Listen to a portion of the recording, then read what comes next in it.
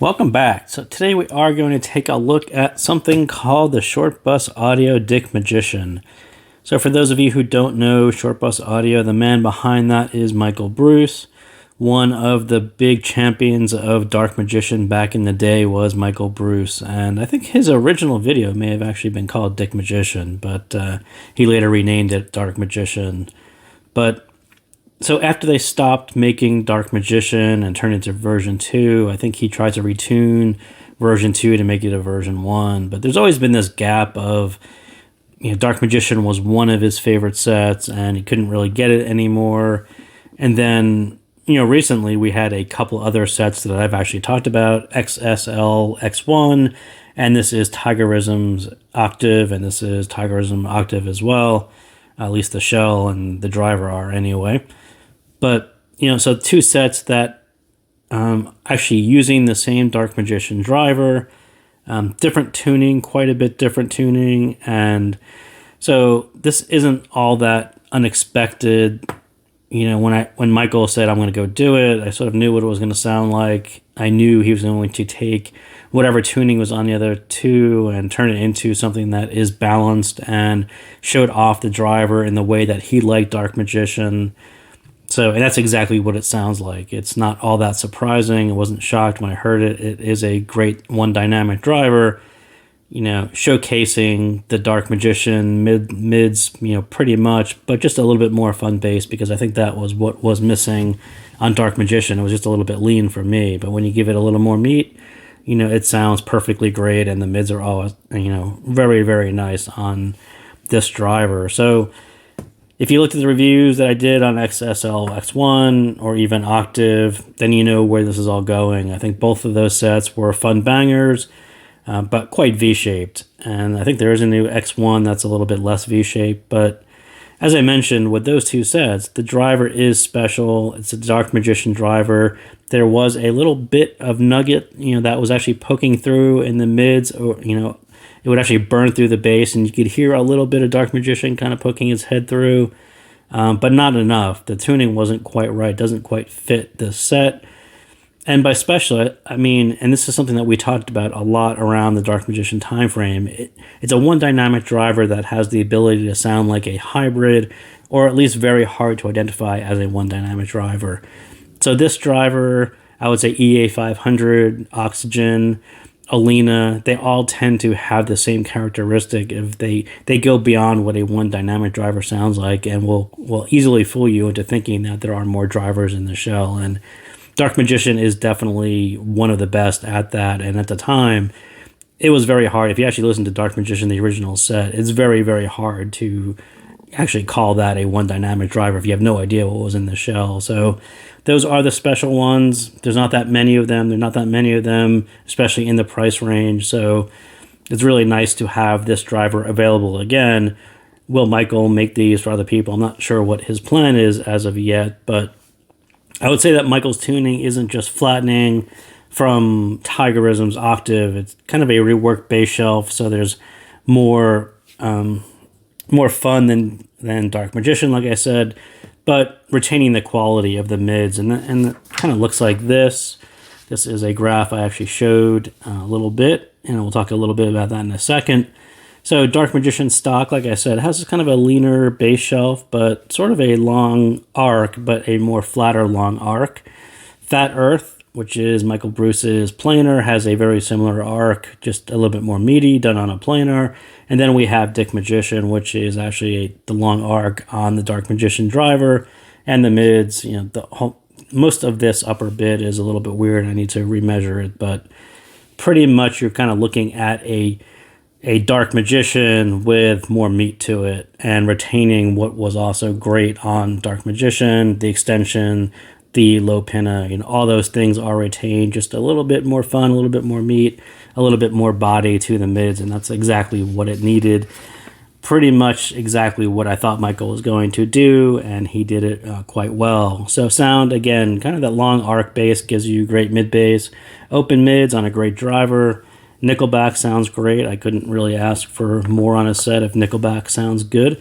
The mids put it right into that O2 Dark Magician ballpark.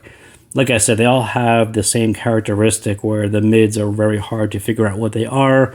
This one drops right in the middle of that. Stage has nice depth. I would say it's not enough height to it, but could just be what I was tips or the source. For me, the driver does mids very well, and any attempt to move the emphasis sounds okay, and I think that's what Tigerism did. I think that's what X1 did. They made a really big V shape, and if you start to put the emphasis outside of the mids, it loses its magic. And Dark Magician had it really spot on, very mid-centric. All the emphasis was right there in the mids. And Dick Magician is kind of right there as well, just a little bit more mid-bass, and it takes you into more genres, which is always a good thing. So Nitpicks, yeah, so after listening to Michael Bruce's Fat Earth for so long, I've been listening to it for like a week and a half. This is a great dynamic driver. This is Dark Magician, one of the top of the line dynamic drivers that you can get at a reasonable price. That's not fully custom made by someone. It's just a great dynamic driver set, but there's still a gap between this and what you're going to get or hear about on Fat Earth or other planar sets. I think Michael proved exactly what we thought was going to happen. The driver makes a great one dynamic driver set, and someone should really make these with proper tuning, kind of the way Michael did it. Doesn't need to sound like Dark Magician, and it doesn't need, but save the big V shapes for other drivers. That's not where this one sounds the best. So hopefully someone will take the mantle of doing that. Maybe Michael will do it. I'm not sure what his plan is, but it should be done. Someone needs to bring this driver along with tuning that really matches what it's good at, just the way Michael did it. So, and lastly, this will be slightly different than my typical reviews, and a lot of this because of what happened yesterday. And so Fat Earth, I will say it was about the best planar for a week and a half or so, and now Michael came up with something called the insertplanarnamehere. So it hasn't been named yet, but if you go back, and right after this I'm going to continue on with the Fat Earth review, and that sheet looks a lot like this. And if you pay close attention to what I talked about with the top of the line sound and how Michael tends to put out his sets, there's this whole process of sitting on Discord, kind of minding my own business, and then a graph pops up and Michael will say, what do you think? This is the best thing I've ever heard. This is my best set yet. And that's exactly what happened yesterday. So as YouTube was processing my Fat Earth video, all of these things, Michael had basically come out with a better version of Fat Earth. So I kind of decided that I was just going to do it in this format and just kind of put two together and leave this as it is. I think a lot of the points here he addressed in the new set. A lot of the nitpicks that I have, I think he's already addressed, and they're different. And so I didn't want it to disappear, but also know in the back of your mind this is kind of a for your info or entertainment only, because Michael is already working on the next thing, which probably addressed most, if not all, of the nitpicks. So yeah, pay close attention to when I talk about the process of how Michael does this and how things pop up on Discord and all that stuff. That's exactly what happened yesterday while I was processing this. So the whole cycle has started over again at the point where I was just putting out the review. So I will leave it there and say thank you again for tuning in, and Fat Earth will be starting momentarily. Welcome back. Today we are going to talk about a very special set called the Shortbus Audio Fat Earth. So the man behind Shortbus Audio, of course, is Michael Bruce. If you don't know who Michael Bruce is, please look him up. I will post some links. And in addition to being a very, very nice human being and a very, very good friend, he has been tuning planars for a long time at this point. So I have two of his sets here. This is Fat Earth, this is Glamdring, and this is two. There are, I think, two others. There's an Eru, and then there's a Prometheus, which was probably the first name set. And so, as far as human beings in the world who have been tuning planars, IEMs as much as anyone else, I think he is way up there on the list. 4 different flavors on the same driver, each with a unique tuning. I'm not sure anyone else has actually done that, But so he has. So do look him up and do watch his videos and reviews because they are always quite good. But that's, I think, where we'll start at the high level is sort of talking about these two. And this is Fat Earth, and I think the real difference between Fat Earth and Glam, kind of at first listen in the first minute or two, is the complete spherical soundstage around your head, kind of that holographic. It goes all the way around your head, all the way into the way back into of your head. Very, very different than most sets. It's a very top of the line sounding soundstage. Quite different than even Glam. Glam was about half of a sphere. It was kind of more of a right in front of you, more of a tall, wide, as opposed to a spherical, but very much it presented detail and resolution very well because it was all right there in front of you, very easy to hear, lots of planar bits, and Eru was sort of between the two. It actually went around the back a bit. And when I got Glam, that was sort of the first thing I noticed was it lost a little bit of Eru's stage. So Glam, as I was just talking about, strengths on imaging, clarity, detail, resolution, not sacrificing bass. It actually has a lot of bass to balance out a lot of treble extension, lots of balance like I just talked about.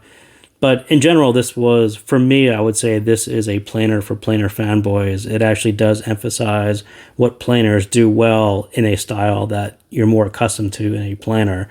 This is kind of more of a, not quite as planar sounding, but just more of a top of the line sounding set where it's very difficult to figure out what driver would actually be in here.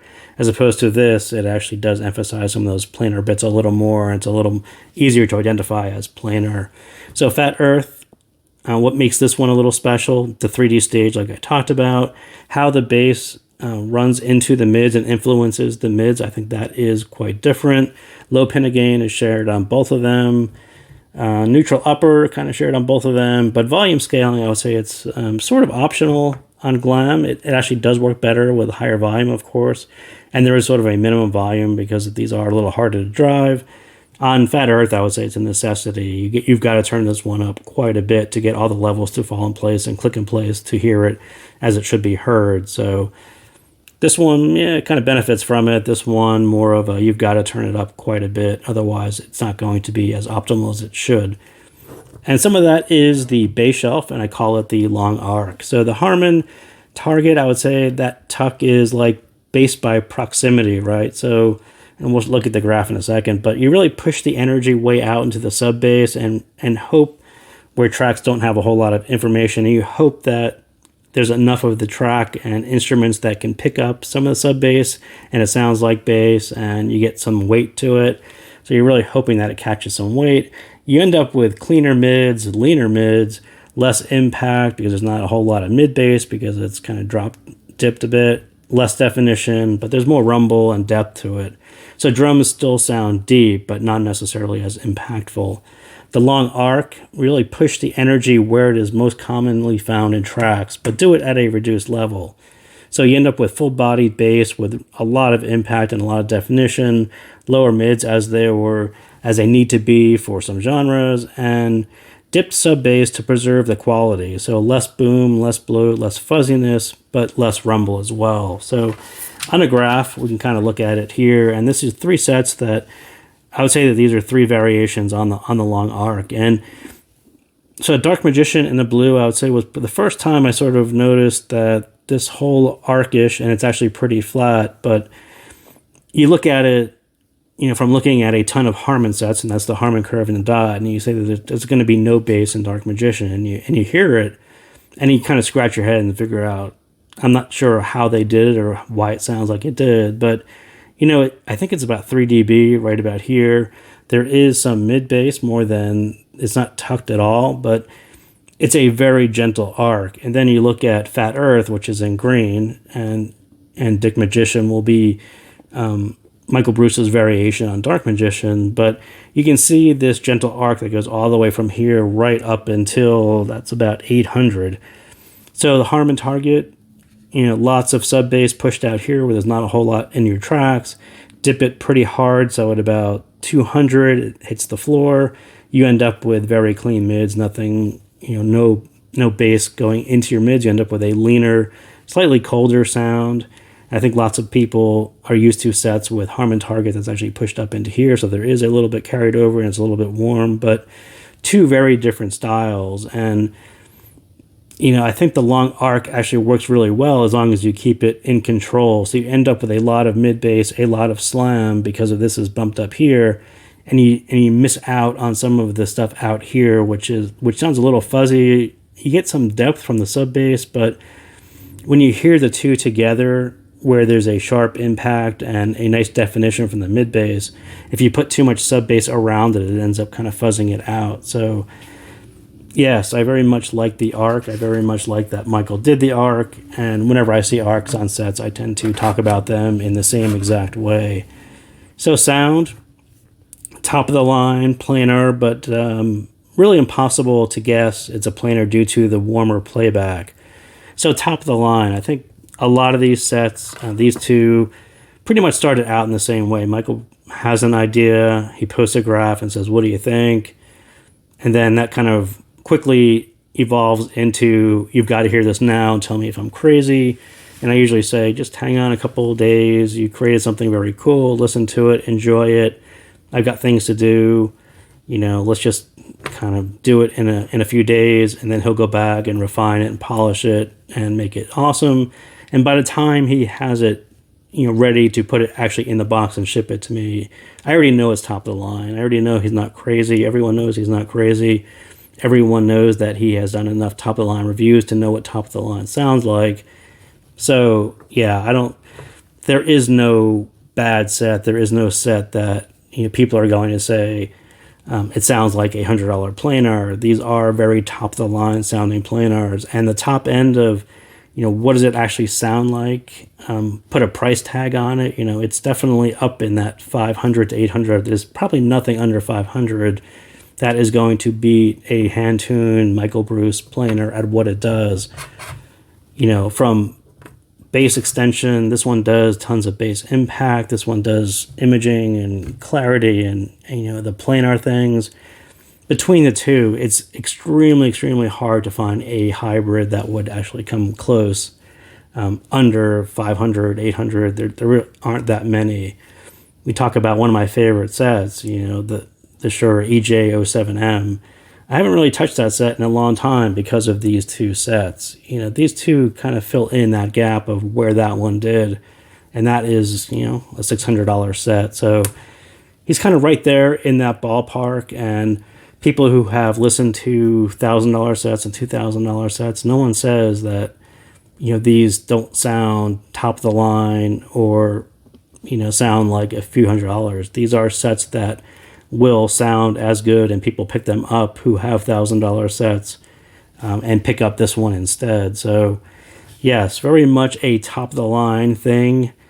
Very hard to figure out Fat Earth what it is, but I think refined was another word that came up in our conversation, and I would say it's refined in a way, but not in a specialist way. Like, as I said, that bass curve gives you plenty of mid bass. It's not a sparse, sterile, mid-style refined where you're looking for pristine mids. It's not that. It's very much a more natural, more like it plays anything in a refined way, as opposed to that style of refinement where they boil down the mids to a sterile place which doesn't really sound as all enjoyable. This is sort of the opposite of that, and it plays everything but in a refined way. So difficult to explain there, but we'll move on anyway. So bass, as I was talking about, the bass shelf, the long arc, if you were, at first listen, I wasn't taken aback by how fat it was. And, part of the fat is the fat vent that we can't actually see because my camera won't focus. But so behind that mesh right there actually is a big fat vent. There's a mesh over it so nothing falls into it. But that creates a very special, venting out lots of bass, creates that bass shelf that we talked about. But to name it Fat Earth and not have a huge booming, I was really expecting a super thick, maybe a super booming set, but it's not that at all. What it is if you were paying attention to up here, it's very impactful, lots of definition, lots of control, lots of kick. Most people really aren't used to hearing that slam, as it's been lost along the way into Harman Target. So a lot of your slam happens, right in this area. So right where Fat Earth has a big fat curve on it, Harmon dips to the point where it kind of sucked out all the slam out of lots of popular sets. So kind of different if you haven't heard that before. If you're sort of new to the hobby, you don't hear too many sets that have a whole lot of slam to it. And it was kind of lost along the way to having better ranking sets.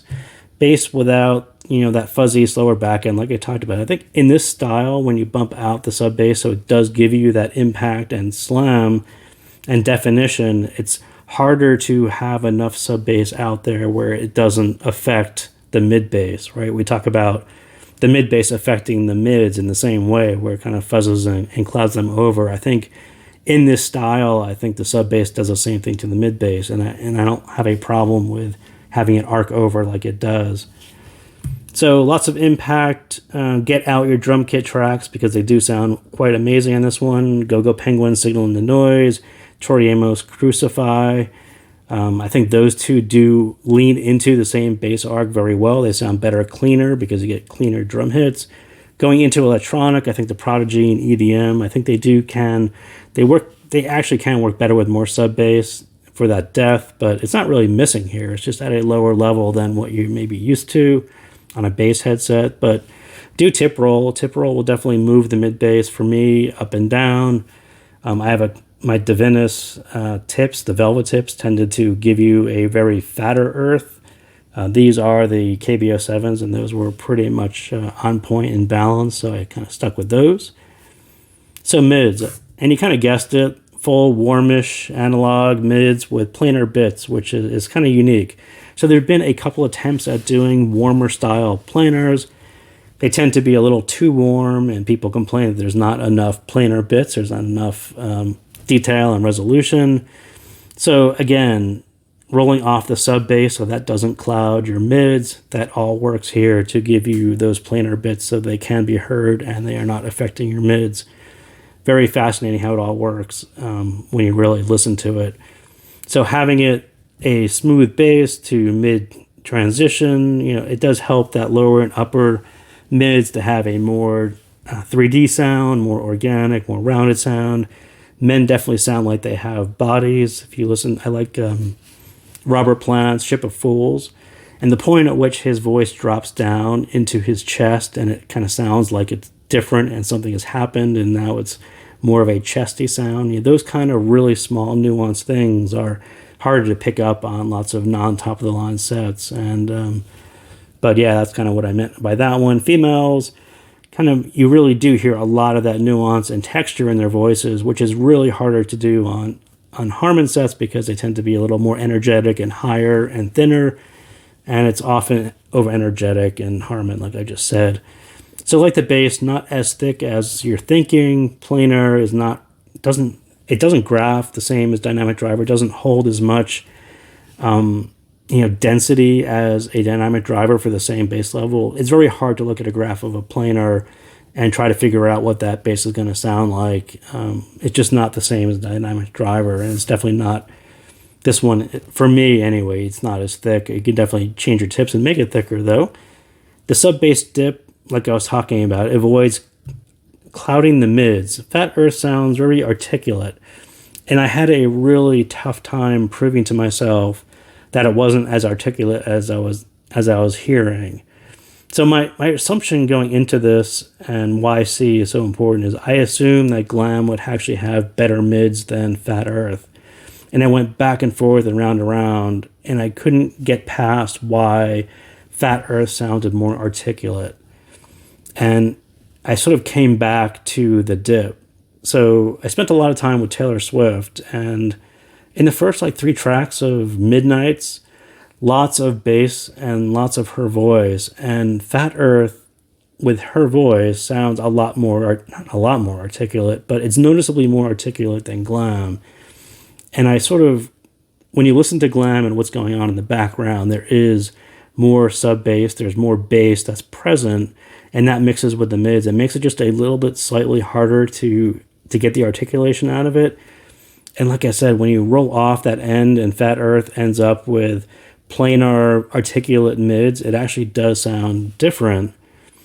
And I think impact typically sounds better faster as well. So I think there's just a couple things different on the mids on Fat Earth where you're thinking that they're thicker and richer or warmer, but it doesn't really work out that way because the slower,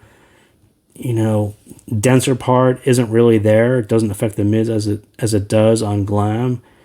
But, both are amazing sets, but there is something to the articulation part of female vocals. I think the lower part of that is actually different and done very well.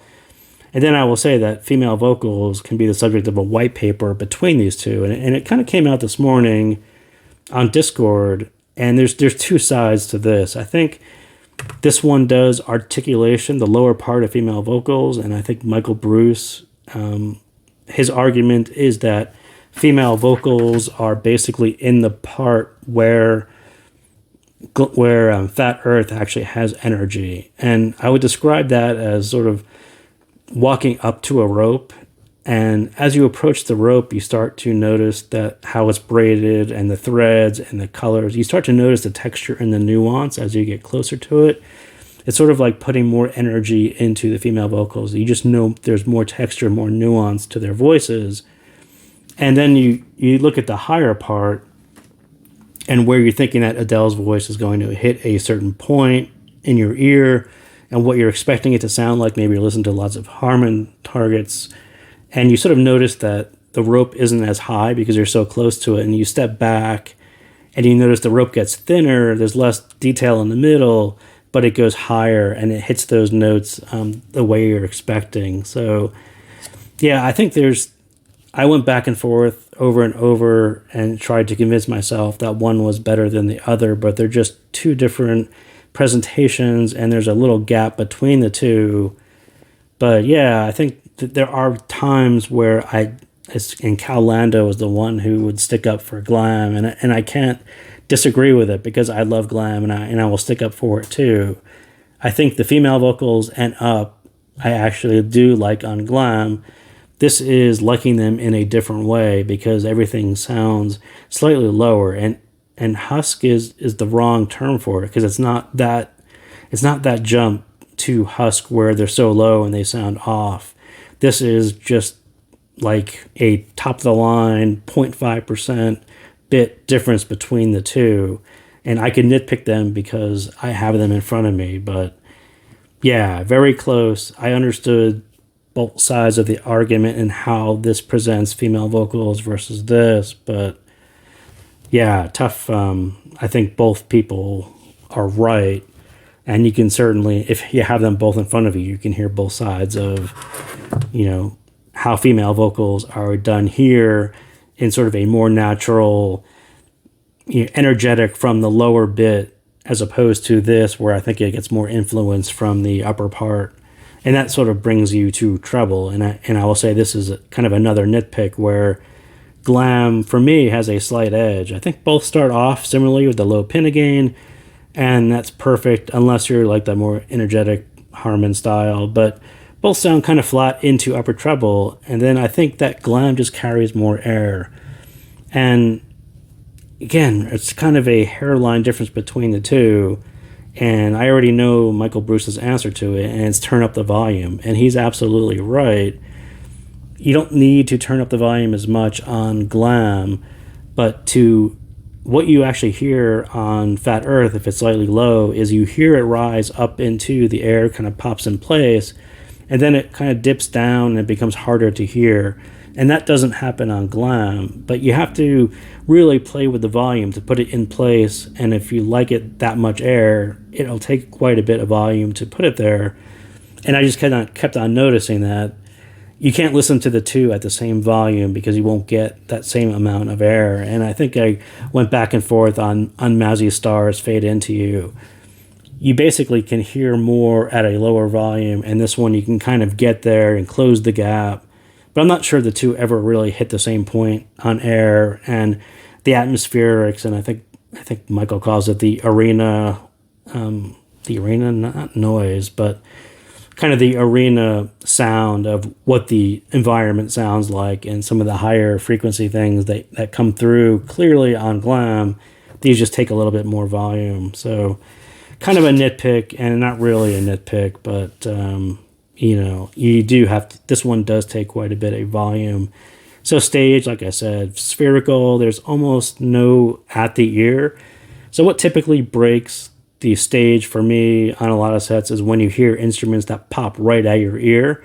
So you might hear vocals with some height, and maybe there's some that'll be projected, and then you'll hear something right at your ear, and you kind of remember that you're wearing IEMs, and it breaks the illusion.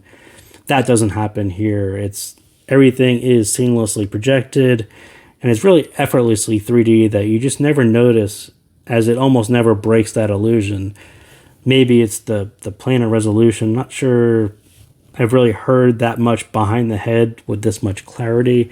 It does very special things on stage, and it gets to the point where you don't even notice it. It's done so well, you just assume that every set sounds this good, and then you start to hear things all around your head, and that's very different than even a set like Glam. But you take it for granted because it's done so well, and so you don't even notice how well it's doing it until you listen to a set like this, and you start to hear the boundaries of the soundstage and where things are, kind of this hard positioning. And this is more of this seamless, holographic, everything is around you. And it never breaks that, right? Nothing ever pops at your ear, and nothing ever pops out of place, and it never breaks that illusion of that holographic stage. So yeah, very, very special. Yeah, I can't argue with Michael saying stage C stage, because it is very different from other things. So that is what I got on Fat Earth. So thank you guys again for tuning in, and I will see you next time.